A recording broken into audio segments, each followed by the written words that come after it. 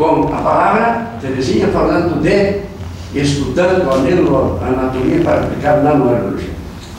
Boa tarde a todos. Meu nome é Terezinha, o professor Betoni já me apresentou, mas só me apresentando para o grupo.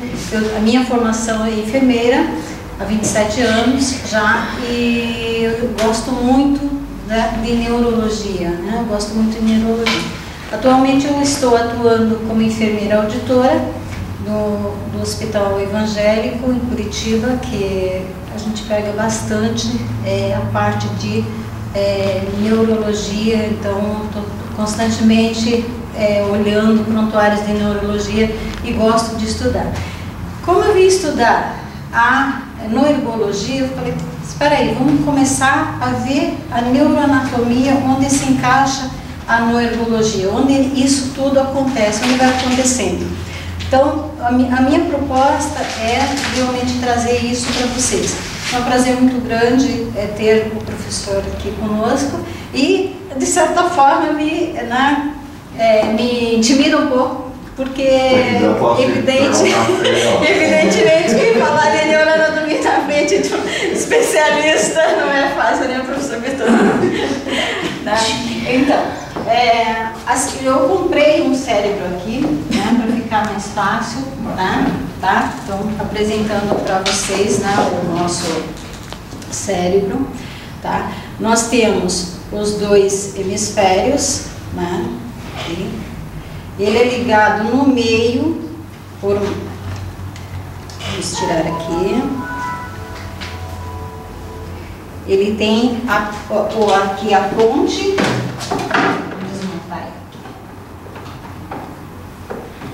No meio, nós temos a conexão, né, dos dois hemisférios. Em cima, eles são soltinhos, né?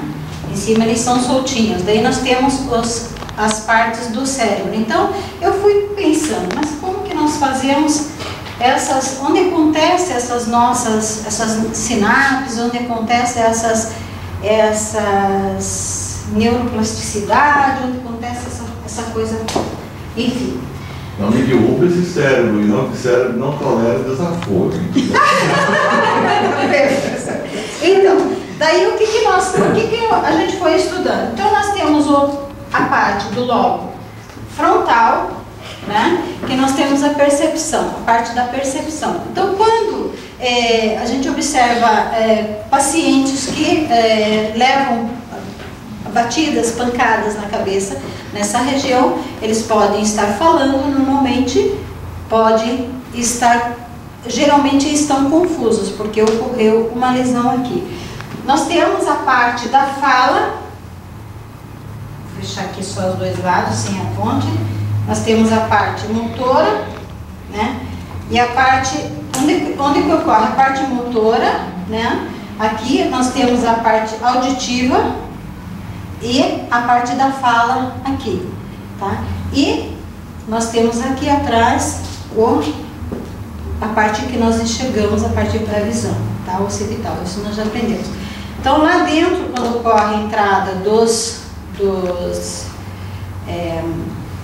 você enxerga a imagem, ela ocorre e ela inverte, nós temos a bipolaridade. Então, quando uma pessoa ela é destra, ela tem para cá, nessa parte de cá, o seu lado dominante, tá? Quando ela é canhota, nós temos o lado, ao inverso, o lado dominante, tá? Quando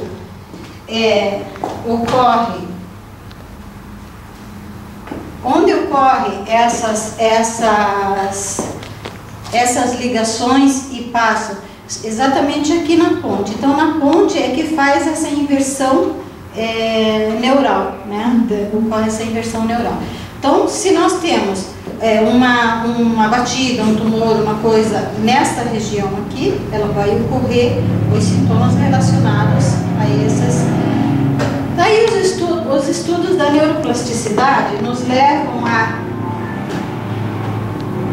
dizer que com os exercícios de neuroaeróbica, os exercícios que nós temos em neurologia, ela forma neuroplasticidade. Aí eu pensei, tá, neuroplasticidade. Eu fui estudar. Então, o que a medicina hoje diz? Que quando você tem imediatamente uma lesão, um AVC, uma lesão imediata, ainda na fase aguda, você não deve fazer exercícios para que os neurônios se regenerem, porque você vai lesar mais ainda.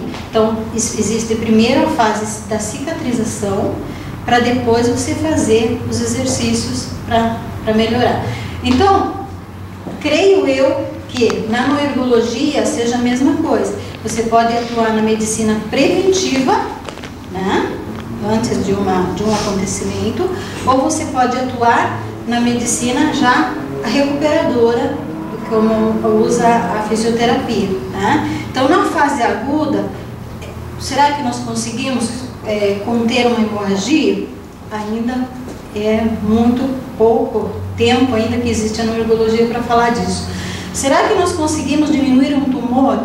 É muito pouco tempo ainda que existe a neurologia para falarmos disso.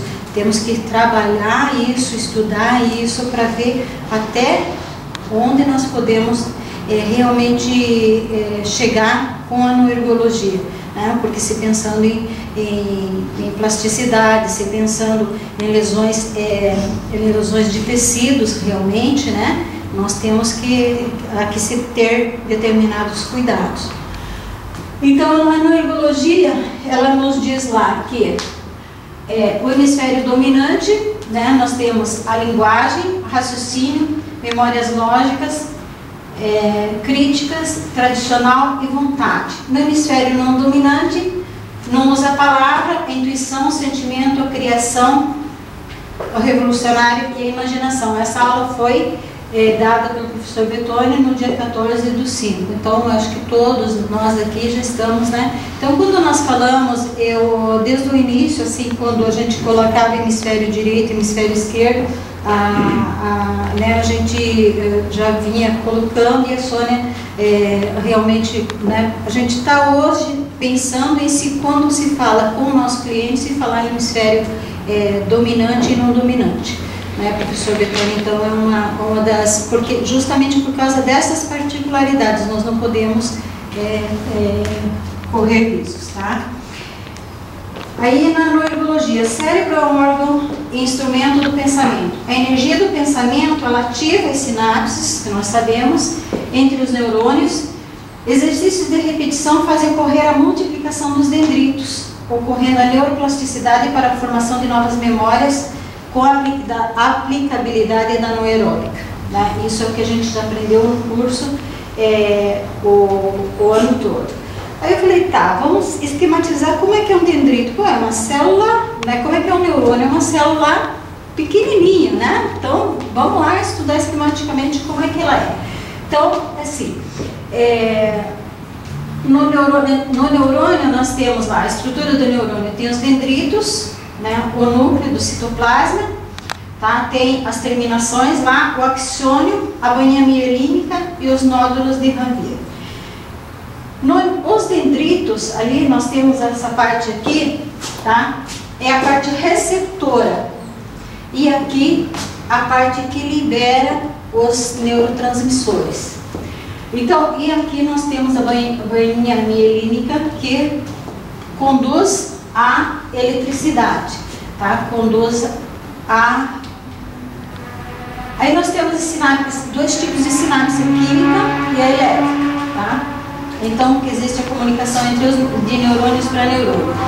Aqui nós temos o neurônio, né, o axônio e o dendrito, e ali nós temos a recepção do outro neurônio.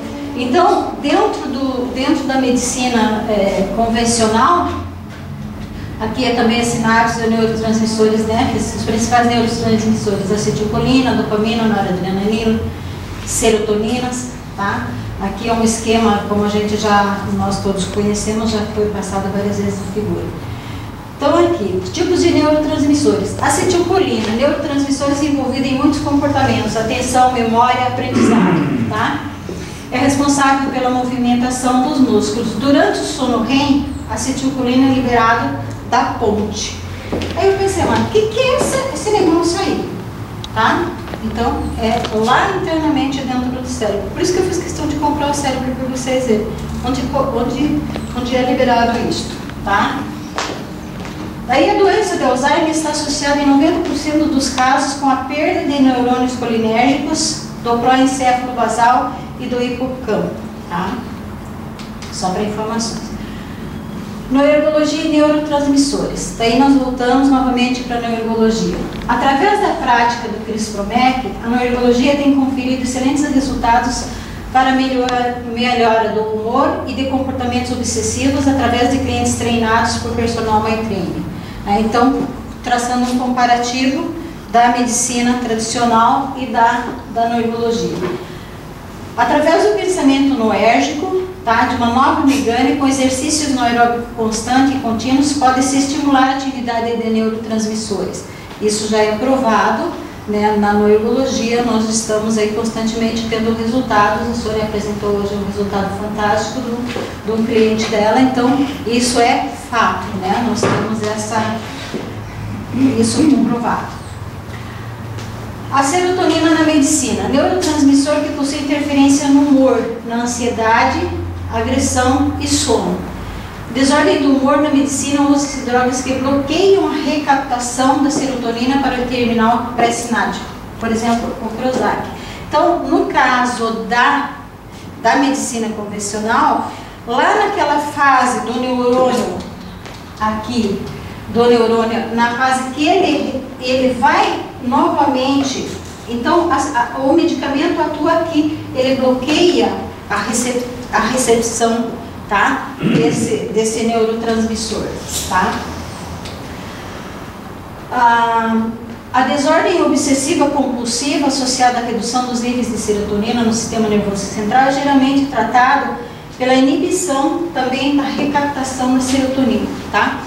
E na neurologia, né? Na neurologia, o mesmo neurônio lá, a mesma coisa. Então, na neurologia, usa-se o CRISPR-MEC para restabelecer os padrões da serotonina, tá? Então, é isso que a gente, né, a proposta que nós fazemos para os nossos treinamentos, tá? E nós temos o córtex cerebral, acomoda bilhões de neurônios, substância cinzenta que recobre um grande centro medular branco, substância branca, fibras dos axônios. Então, o que é o córtex? Assim, pegando só em figura, eu não me satisfiz, né? Então, mas espera aí. O córtex, ele dá mais ou menos de 2 a 6 centímetros, vou pegar essa parte aqui, mais ou menos de 2 a 6 centímetros, recobrindo todos os hemisférios, tá? Menos a ponte. Então, essa parte é chamada de córtex, tá? O que recobre o cérebro são as meninges, né? Então, depois nós temos as artérias, veias, tudo, mas o córtex é isso aqui. Então, essa parte do córtex